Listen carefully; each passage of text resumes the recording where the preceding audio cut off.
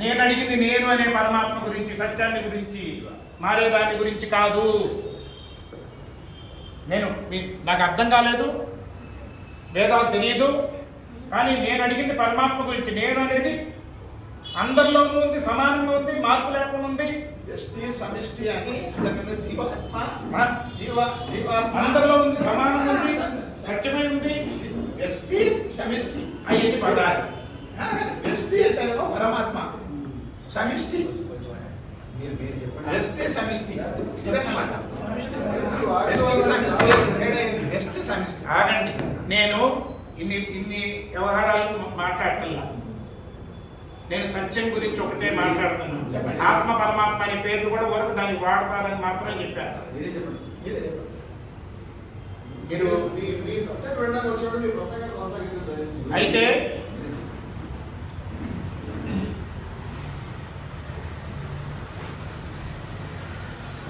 ఇందాక ఆ అమ్మాయి మాట్లాడుతున్నప్పుడు ఆ అమ్మాయి మనసు ఇంటి దగ్గర ఎవరో తన కోసం వెయిట్ చేస్తున్నారు, వాళ్ళ అమ్మాయి వెయిట్ చేస్తుంది అనే ఆలోచన వచ్చినప్పుడు, అమ్మ లేటుకి వెళ్తే కోపడుతుందేమో అనే ఆలోచన వచ్చినప్పుడు, అమ్మ ఏ స్థితిలో ఉందని ఆ మనసులో ఇంట్లో అమ్మ గురించి ఆలోచిస్తున్నప్పుడు ఆ మనసు ఇక్కడ ఉంటుందా, ఇంటి దగ్గర ఉంటుందా?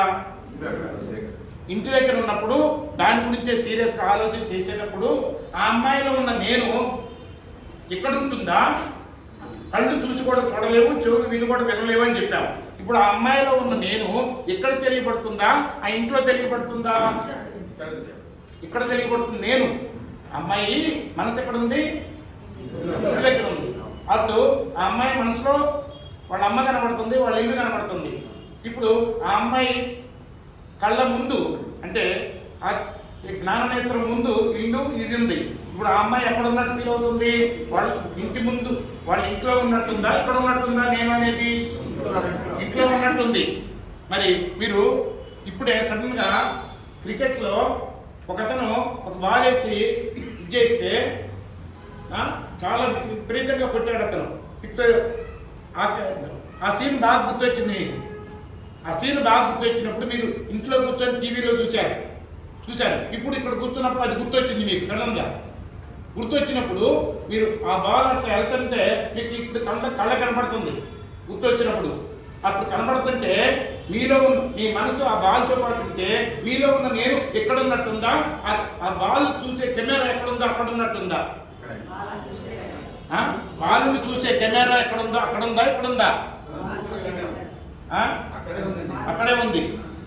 మీకు ప్యాంట్ కింద చిన్న మచ్చ పడితే ఆ మచ్చ గురించి మీరు వరి అవుతుంటే మనసులో, అప్పుడు మీలో మీ మనసు ఆ మచ్చ మీద ఉంటే మీలో ఉన్న నేను మచ్చ దగ్గర ఉన్నట్టుందా, వేరే చోటు ఉందా? మనసు వెళ్ళలేని చోటు ఉందా? మనసు ఎక్కడికైనా నేను అనే తోడు లేకుండా వెళ్ళగలదా? మనసు నేను అనే తోడు లేకుండా ఆఖరి కళలో కూడా, ఆఖరి even in dream your mind can go anywhere without the support of I am. నేను అనే సపోర్ట్ లేకుండా మనసు ఉండలేదు. ఎక్కడికి వెళ్ళినా మనసు అక్కడ నేను అనేది ఉంది. ఉదాహరణకి ఇప్పుడు ఈ లైట్ ఎక్కువ ఉంది, మన కళ్ళు కూడా బయటికి చూస్తున్నాయి కాబట్టి నేల అంతా కనబడుతుంది. లైట్ పోయింది అనుకుందాం, లైట్ పోయింది, ఏం కనబడట్లా. అప్పుడు నేల ఉన్నట్లా లేదంట? ఉన్నట్టు, కానీ కనపడదు. చిన్న టార్చ్ లైట్ వేసుకొని ఇక్కడే చూస్తాం. రూపాయి బిల్ అంతా లైట్ పడింది, అక్కడ ఫ్లోర్ కనపడింది. తర్వాత ఆ లైట్ తీసి ఇక్కడ వేసాను, మరి ఇక్కడ కూడా రూపాయి బిల్ అంతే కనపడింది. ఎక్కడ వేస్తే అక్కడ ఫ్లోర్ కనపడుతుంది.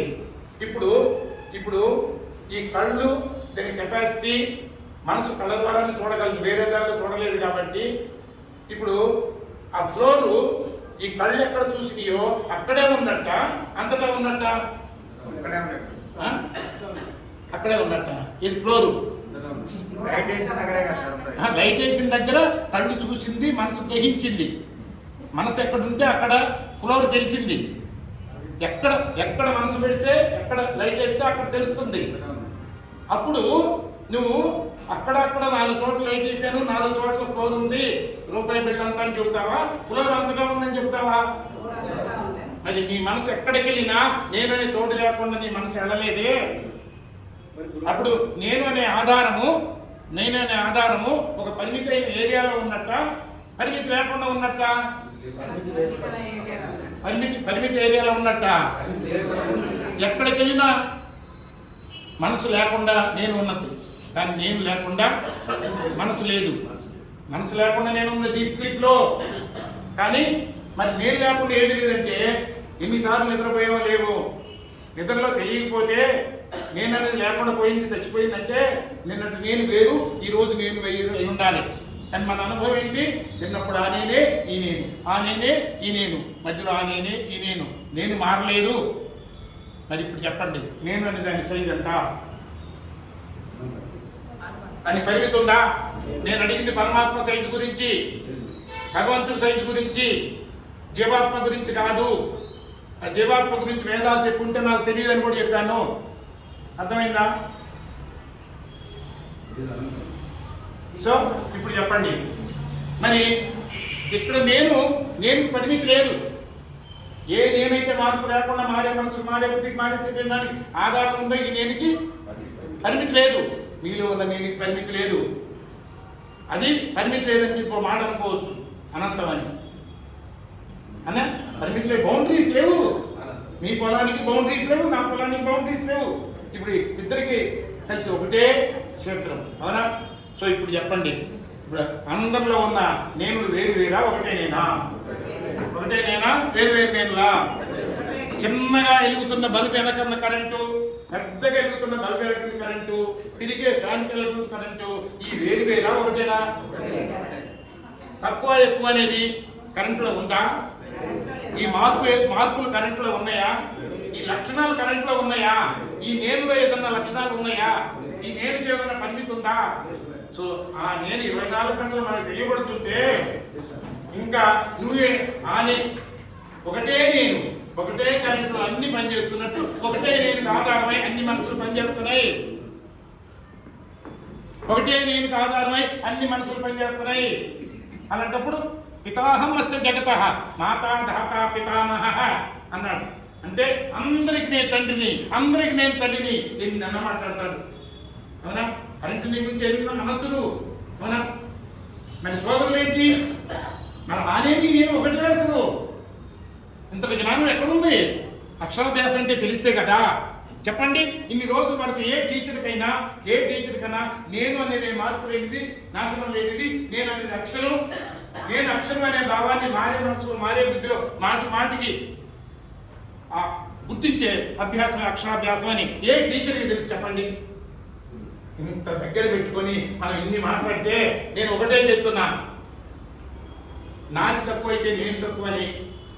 ఎవరు ఆ వెలితిని అనుభవిస్తారో, ఆ వెలితిని భరించలేక బాధను అనుభవిస్తారో, బాధపడుతుంటే నేనేమైపోతాను భయపడుతుంటే, తను భయపడుతున్నప్పుడు ప్రేమను చూపించలేడు. 10 మందిని చంపైనా సరే ఎట్ట బతకదామని చూస్తాడు. ఎందుకంటే ఈ శరీరం నేను ఏమనుకున్నప్పుడు నేను నాశనం అవడం ఎవరికి ఇష్టం ఉండదు కదా. నేను నాశనం అవడం ఎవరికి ఇష్టం ఉండదు కదా. ప్రతి శరీరం పోతే నేను పోతానని, నేను బతకడం కోసం, నేను ఉండటం కోసం అవసరమైతే 100 మంది నన్ను చంపి, ఇది రాక్షస గుణం, అజ్ఞాన పూర్తి. నేను సత్యమనే దాన్ని గుర్తించని పరమ అజ్ఞానంలో ఉన్నాడు, రాక్షసుడిగా ఉంటాడు. కొంచెం గ్రహించిన వాడు మనిషిగా ఉంటాడు, ఎక్కువగా గ్రహించిన వాడు దైవ లక్షణాలతో ఉండి సర్వభూతహితే రతాః తే ప్రాప్నువంతి మానేవ. తను తృప్తిగా ఉన్నప్పుడు, నేను పూర్ణము, నాకు పరిమితి లేదన్నప్పుడు తృప్తిగా ఉంటాడు. నేను సత్యమని గుర్తించడం జ్ఞానం. నేను సత్యమని గుర్తించి నేను సత్యమైన భావాన్ని మనసులో నిలుపుకోవడం ద్వారా తృప్తిగా ఉండటం ధర్మం. నేను సత్యమనేది గుర్తించడం జ్ఞానం. ఆ గుర్తించిన జ్ఞానాన్ని మనసులో నిలుపుకొని చేసే ప్రవర్తన ధర్మం. తృప్తిగా ఉండటమే ధర్మం. నా తక్కువైతే నేను తక్కువని అసంతృప్తిగా ఉండటమే ధర్మం. నా శరీరం పోయినా ఈ శరీరం గ్యారెంటీ పోద్ది, ఇది పోయే లోపల దీన్ని ఎట్లా వాడుకోవాలి అని ఆలోచించడమే నిజమైన జ్ఞానం. నేనేమైపోతానని ఏది మరణాన్ని అనుభవించి బతకడం కోసం చేసే ప్రతి ప్రయత్నం కూడా ధర్మం. నేను సత్యమని గుర్తించి తెలివితో జ్ఞానవంతంగా ఈ శరీరంలో ప్రతి శక్తిని కూడా నలుగురు వేరు కోసం తృప్తిగా ఉన్నాడు, ప్రేమను ప్రదర్శిస్తాడు. తృప్తి లేనివాడు రాక్షసత్వాన్ని ప్రదర్శిస్తాడు. ఇది మూలం, అన్నిటికన్నా మూలం. 1000 మాటలు చెప్పినా ఈ మూలాన్ని గుర్తించకపోతే అయిపోయింది. ఇంకా రోజుకి అసంతృప్తిని అనుభవిస్తాడు. నువ్వు ఈ కంట్రోల్ చేసి ఆ కంట్రోల్ చేసి ఇది మానేసి నియమాలు పెడితే శత్రువుని మిత్రుడిని సమానంగా చూడమన్నాడు. సుఖాన్ని దుఃఖాన్ని సమానంగా చూడమని మీరందరూ సమానంగా చూడమని ఒత్తిడి చేస్తే అది సమానంగా చూడలేక అసంతృప్తి పెరిగి రాక్షసత్వం పెరిగి ఓన్లీ ఎప్పుడు సాధ్యం అంటే నేను సత్యమని గుర్తించి తృప్తితో ఉండటమే మన సహజత్వం. గుర్తించి ఈ శరీరం టెంపరీ గుర్తించి ఈ శరీరంలో ఆల్రెడీ ఏర్పరచుకున్న అజ్ఞానపు ఆలోచనల్ని అజ్ఞానపు వాసనల్ని తృప్తితో ఉండి తృప్తిని పంచడం ద్వారా ప్రేమను పంచడం ద్వారా వాటిని బిలీవ్ చేయడానికి వీలవుతుందని గుర్తించి తృప్తితో తెలివితో లోకహితం కోసం 24 గంటలు ఎవరి శరీరాన్ని అయితే వాడుతూ ఉంటాడో వాడి మనసులో బాధ కానీ భయం కానీ వెలితి కానీ ఉండదు. దైవత్వాన్ని అనుభవిస్తూ ఈ శరీరాన్ని బట్టలు వదిలేసినట్టుగా వదిలేయగలుగుతాడు. ఈ జ్ఞానాన్ని గుర్తించకపోతే ఎన్ని చెప్పినా అసలు ఈ రోజు నేను వాడిన 4-5 శ్లోకాలు కూడా భగవద్గీత అవసరం లేదు. ఇక్కడ ఉన్నవాడు మేలుకొని ఉంటే మేలుకోకపోతే 10 శ్లోకాలు చెప్పినా కూడా ప్రయోజనం లేదు. తెలుసో తెలియకో మనం మంచి చేస్తున్నాం అనేది కొంత వచ్చి చివరికి అటు ఇటు కాకుండా చివరికి మధ్యలో డ్రాప్ అయిపోయేవాళ్ళు ఉంటారు. నియమాలను నియంత్రణలు పాటించలేక నిజమైన జ్ఞానం ఉన్నవాడు 10 మంది కోసం శరీరం పోయిపోయిందని అడ్డేస్తాడు ప్రాణాలను తీసుకెళ్ళి. నేను సినిమా చూసింది గుర్తొచ్చింది చెప్తా. చెరువు కట్ట అయిపోతుంటే ఊరంతా ఏదో బిజీగా ఉంటే వాళ్ళు ఐఏసి అడ్డుపడుతుంటే ఎంత చేసినా అది నిలబడకపోతే భార్య భర్తలు ఇద్దరు ఆ కన్నంలో దూరిపోయి ప్రాణాలను ఊరి కోసం. ఈ శరీరం ఈ రోజు కాదు రేపు పోయేది. భగత్ సింగ్ వాళ్ళు ఎట్లా అర్పించగలిగారు, ఎంతో ధైర్యంగా ఉండగలిగారు. వాళ్ళు మరణాన్ని ఎప్పుడు ఒక్కసారి కూడా అనుభవించరా. నార్మల్ వాళ్ళైతే 24 గంటలు మరణాన్ని అనుభవిస్తూ ఏమన్నారు. నార్మల్ వాళ్ళు 99%, 95% ఆఫ్ ది పీపుల్ ప్రతి నిత్యం మరణాన్ని బాధని నరకాన్ని అనుభవిస్తూనే ఉన్నారు. ఈ జ్ఞానం తెలిసిన వాడు ఎవరు కూడా ఈ శరీరానికి ఇంపార్టెన్స్ ఇవ్వడు. 100 జన్మలు ఏది 100 సంవత్సరాల బతికి ఎదుటివాడిని పీక్కు తిని బతికేదానికన్నా ఈ రోజున 10 మందికి ఉపయోగపడే పని కనుక చేయగలిగితే ఈ శరీరం ఇంకా అవసరం లేదు. ఈ జ్ఞానంతో జీవిస్తాడు నిజమైన ఈ జ్ఞానం గలవాడు. నేను ఈ జ్ఞానం తెలిసిన వాడిగా సత్యం తెలిసిన వాడిగా చెప్పగలను కానీ ఎవరు మార్చలేరు. We are all addicted. నాకు తక్కువ అయితే నేను తక్కువ అని ఆలోచనలో ఎడిక్ట్ అయిపోయి ఉన్నాను. నేను నేను మగ దాంట్లో కూడా ఎడిక్ట్ అయి ఉన్నాం. అసలు నేను ఆడ కాదు మగ కాదు.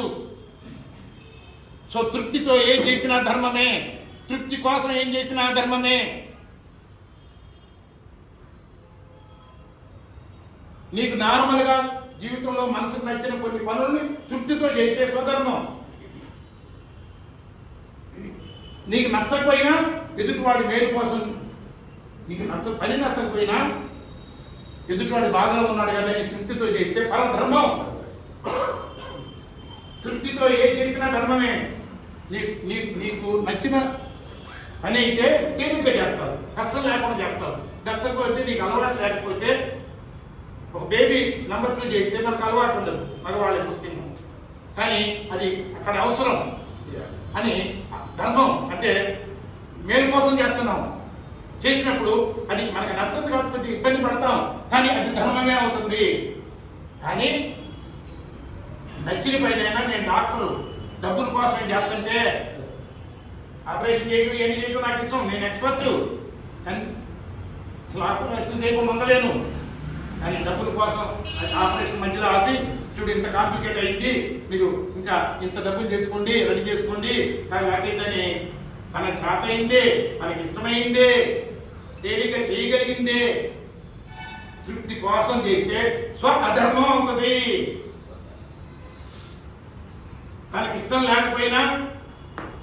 లేకపోయినా తృప్తి కోసం ఏదో పొందాలని చేస్తే పరాధర్మం. అధర్మం, అధర్మం, స్వధర్మం, పరధర్మం, స్వ అధర్మం, పర అధర్మం. అన్నిటికీ ఎక్స్ప్లెనేషన్ ఇచ్చా. సరిగా వినే వాళ్ళైతే ఒక్కసారి ఇంటే అర్థమవుతుంది. వినని వాళ్ళైతే ఎన్నిసార్లు విన్నా ఇది చెప్పిన అర్థం కాదు. నేను పుస్తకం ఇచ్చున్నాను, ఇంతకుముందు ఇక్కడ వాళ్ళందరికీ స్వతంత్ర అందులో పుస్తకంలో రాసి ఉంది.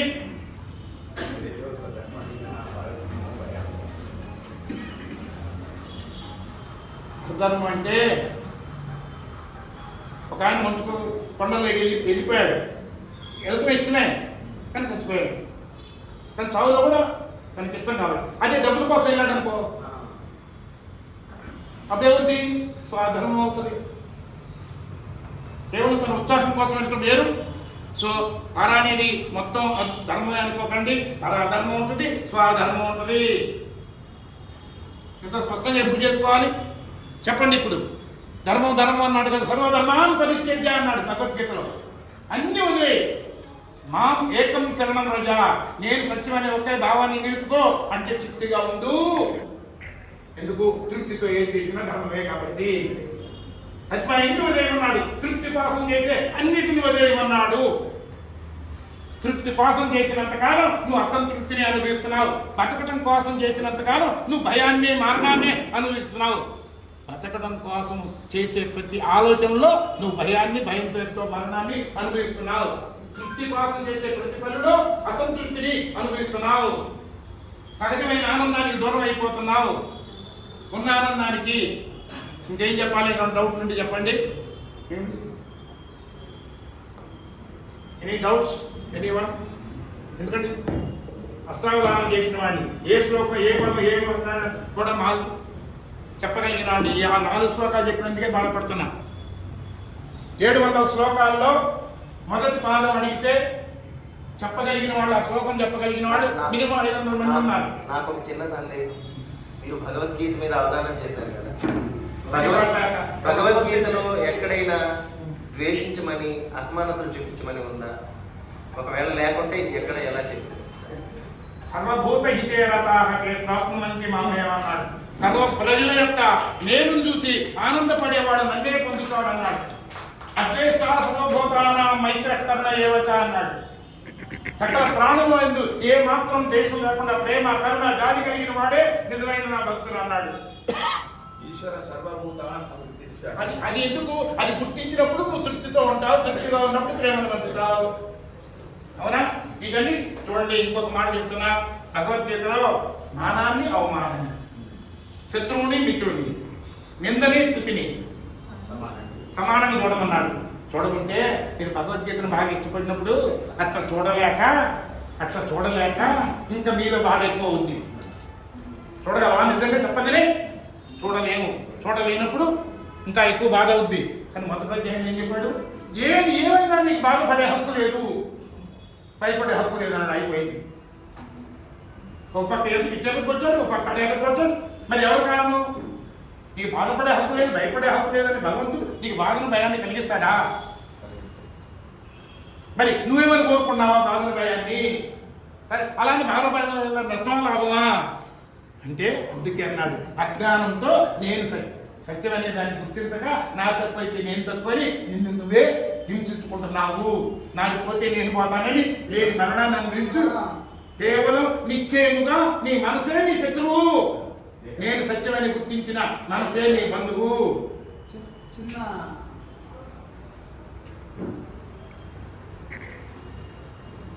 చాలా మంది ఇప్పటికి కూడా కొంతమంది భ్రమపడుతూ ఉన్నారు. చాతుర్వర్ణ్యం మయా సృష్ట అనేటువంటి దానికి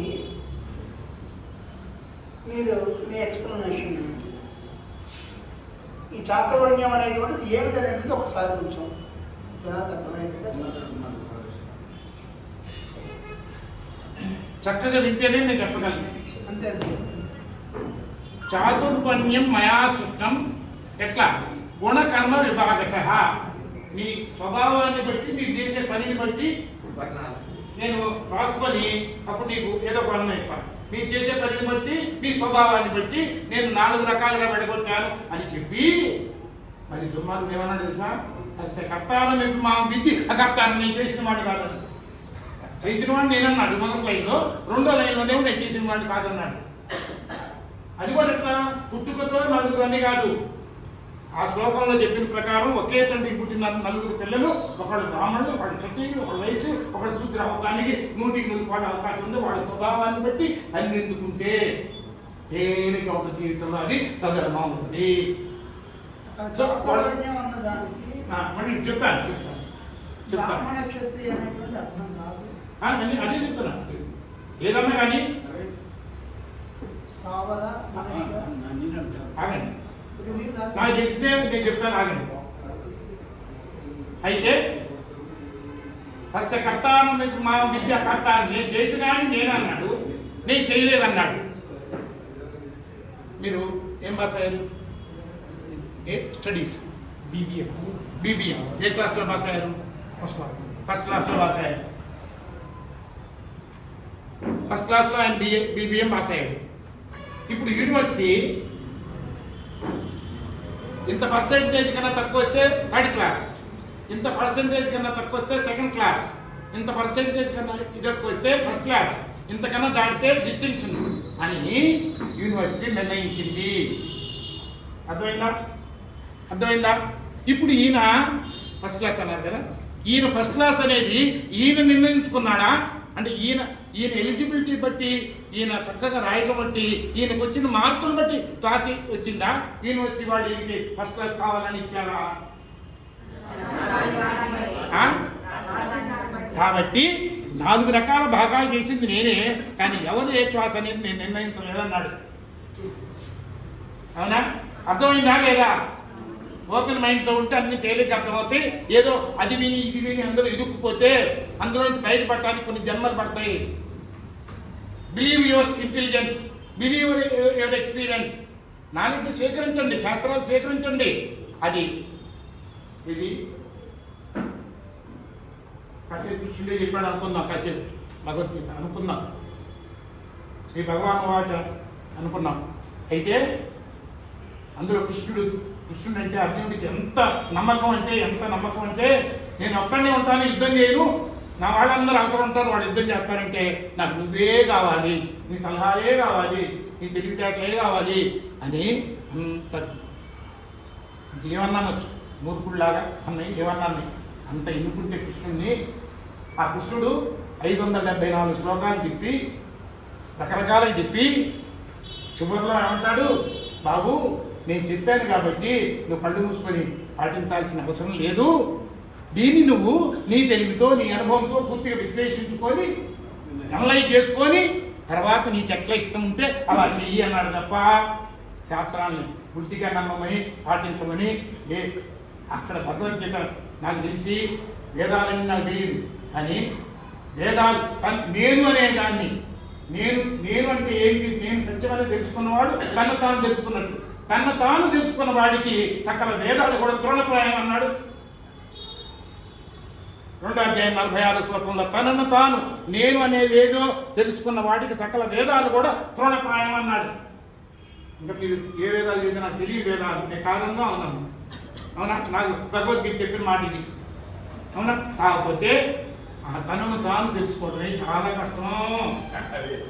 మరి ఈరోజు నేను అంటే ఏంటి అని నిన్ను నువ్వు పరిచయం చేసి ఇగ్నైట్ ది ఇంటర్నల్ ఇంటెలిజెన్స్ అని చెప్పాను. నీలో ఉన్న అంతర్గతమైన జ్ఞానాన్ని మేలుకొల్పడమే ఈరోజు పని అని చెప్పాను. మీ తెలివితో మీరు ఆలోచించాలని చెప్పాను. మరి ఎవరు ఎంతవరకు ఎంతవరకు ఆలోచించడానికి సిద్ధమయ్యారో కనీసం ఆలోచిస్తే కనీసం మంచి సందేహం అన్న మీలో మిగులుతుంది, తెలుసుకోవాలన్న ఆరాటం అన్న పెరుగుతుంది, మీలో డౌట్లు పోతాయి, తెలివి పెరుగుతుంది. ఏదైనా తెలియకపోతే తెలుసుకోవాలని ఆరాటం పెరుగుతుంది. ఎవరు కాదు రేపు ఎవరో ఒకరిని అడిగి తెలుసుకుంటారు. అదే ఊరక చెవులు ఇంటిపోతా ఉంటే ఏ బానిసత్వాన్ని ఏ ఒక్కళ్ళు కోరుకోరో, ఏ మోక్షాన్ని సంపూర్ణమైన శిక్షణ అందరూ కోరుకుంటారో ఆ కోరుకొని ఆ బానిసత్వాన్ని అనుభవించాల్సి వస్తుంది. ఆలోచించకపోతే నన్ను కొట్టుకోవడం చాలా కష్టం వస్తుంది. ఇట్లా రాక్షసులాగా విరుచు పడుతున్నా కూడా ఎంతమంది మేలుకొని ఉన్నారో కూడా నాకు డౌట్ వస్తుంది. ఏం చేయమంటారు? సరే, ఇప్పుడు చెప్పండి, నేను అనేది పరిమితి లేనిది అంటే అనంతం, మార్పు లేనిది కాబట్టి సత్యం. మరి ఇంతటి జ్ఞానం మీరు ఆలోచించిన వాళ్ళకి మీ లోపల నుంచి కొంచెం తెలుసుకున్న వాళ్ళని అడుగుతున్నా, ఇది మీరు మీ తెలివితో మీ అనుభవంతో మీరు తెలుసుకున్నట్టుందా, లేకపోతే నేను చెప్పి నవ్వుతున్నట్టుందా చెప్పండి.